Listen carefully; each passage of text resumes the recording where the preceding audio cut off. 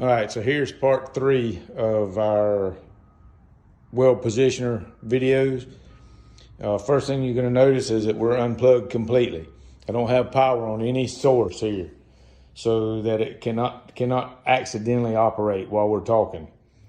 The second items we need to talk about in safety are you need to have good leather gloves, grinder with its side shield. You need to have Z87 rated safety glasses, and you need to have a full face grinding shield. Me personally, I like to use my welding helmet because it's got a grind mode in it. If you don't have that option, you can use a standard grinding shield. Now with today, what we're going to look at is this. The bevel on this pipe has already been cut, but you can see it's not in great shape. It's almost there, but it needs some work done to it. So we're going to use our positioner to grind this down smooth. One of the things we're going to look for is you always talk about how much you do this cleanup. Your cleanup is, you want to take it 1 inch below your haz area. And if you can look, your heat affected zone is around right there due to the thermal cut and the torch. So we're going to come about 1 inch below that, make us a new mark. The way we're going to do that is take our handy measurement device. We're at 1 inch from there. So we're roughly 1/4 inch. So see, we're a good inch from that marker. We're going to do that mark all the way around our piece of pipe. And then we're going to position this pipe, plug it up, and then we're going to rock and roll. So let's see the last of that for right now.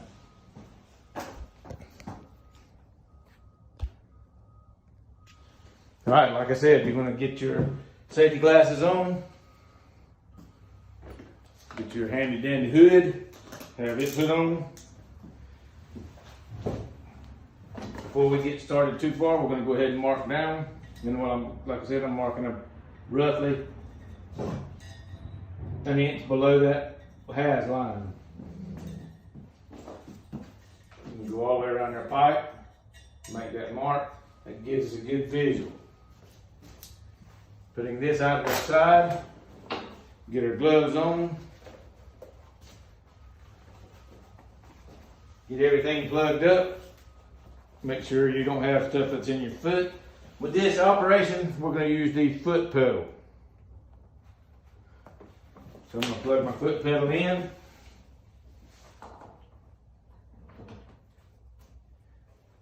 Put my switch on remote. Then I'm going to plug my device up. Check it. It's good and operational.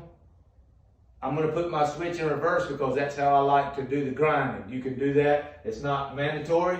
That's just how I'm comfortable doing it. So we're going to take this and we're going to lean it over.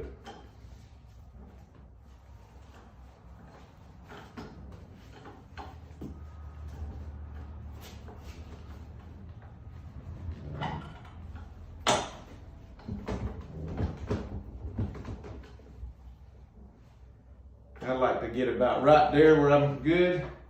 Then I'm going to set my lock in place again.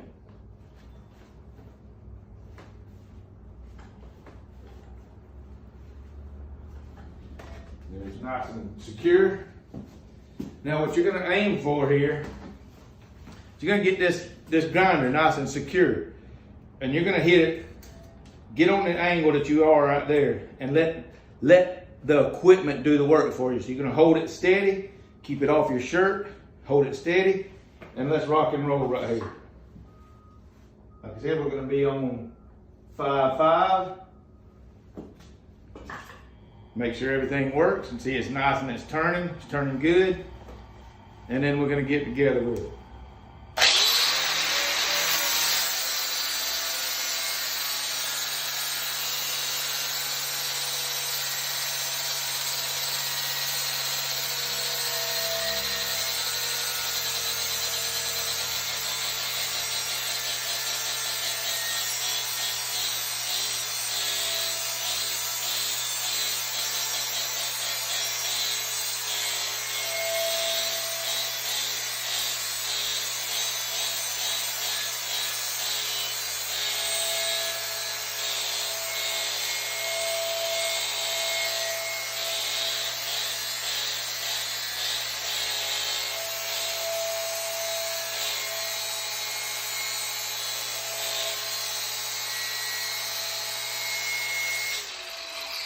Let's take a look at it. Everything seems to be going pretty good. I'm gonna drop my angle of my grinder off just a touch.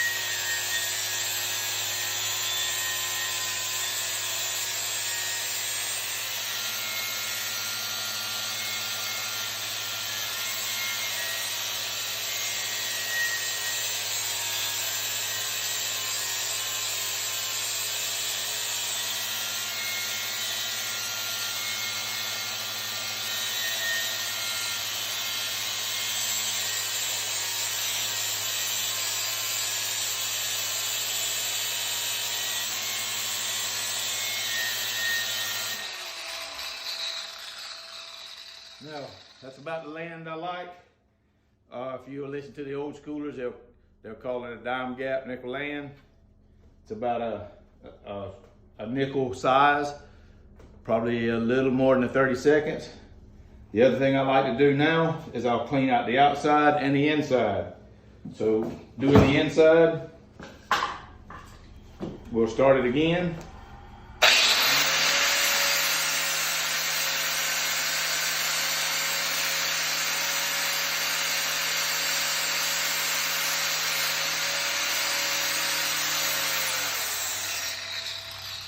Nice clean the ledge right there. Get rid of all the little sharp points and the edges.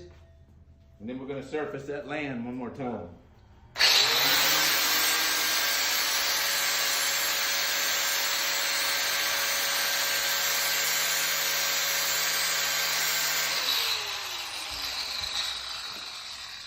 Come down to the edge outside. Then we're going to just let our grinder do the work. You notice I'm not putting a lot of pressure on nothing. I'm letting my tools do the job. Work smart, not hard, I was always told.